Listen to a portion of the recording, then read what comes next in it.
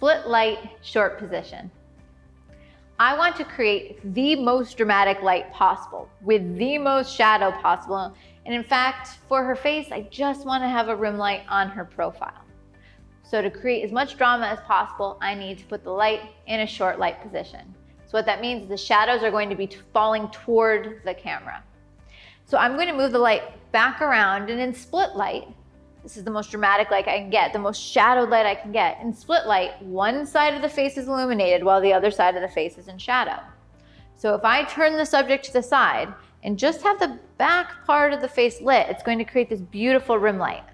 I most often use this particular lighting setup if there's a subject with an interesting profile, or I use it if I'm trying to emphasize the subject's physique.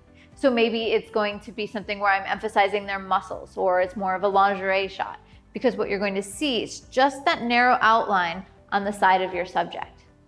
So for this setup, I have my 3-foot octabox. I turn my subject to the side and move that light and watch for just that rim light. Would you turn, let me see, I'm gonna turn you to right, keep going, all the way profile, right there. Great, so now I'm gonna watch and I'm gonna use my modeling light to see when there is no light on the front side of her face, so I have to move it all the way around.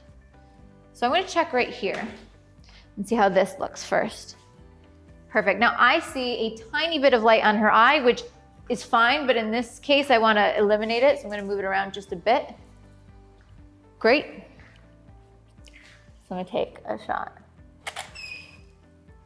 So what I have is just the outline of the profile of my subject.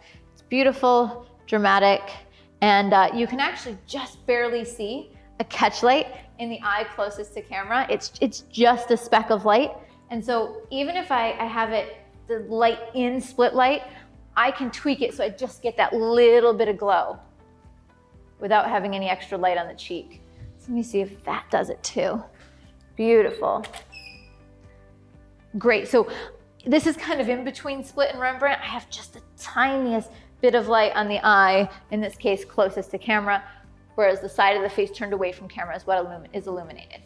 So this lighting setup, I've created split light, but turn my subject to the side and place the light in short light position, so all you see is shadow and just the outline of my subject's profile. Split light, short position with silver rim fill reflector. Okay, so for this setup, I want as dramatic as possible. So what I've done is I've turned my subject to the side, moved the light around to the side to give me split light in short light position. So all of the shadows are falling towards camera. What I'm looking for, turn to the side right there, is I'm gonna look for this main light to have no light on the front side of the face. So all it's going to do is outline her profile. So let me make sure I got that shot. Perfect. So this is something that I use when I want to emphasize the curves, the shape, the outline of my subject.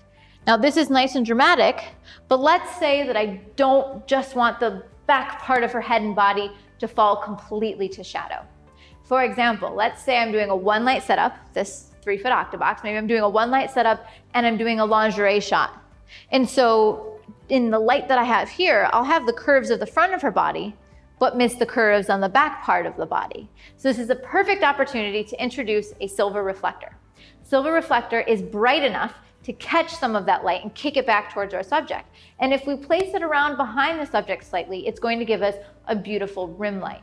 So again, it could show more curves, or in this case, it'll give just enough detail to the hair so that our subject doesn't completely blend into the background. It gives a little bit more dimension to the photograph.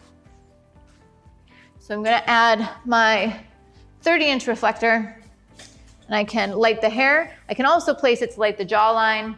Let's try right here first and see if I like the placement. Great, so you see it gives just a little bit of light to the hair.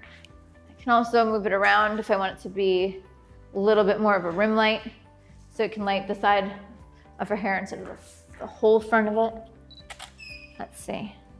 Good, I like that. So if you'll notice, the picture is still dramatic. The back part of her hair is not gathering attention or taking attention away from the front. The front of her face is still the brightest, but there's just a little kick from that silver reflector to give us some separation from the background.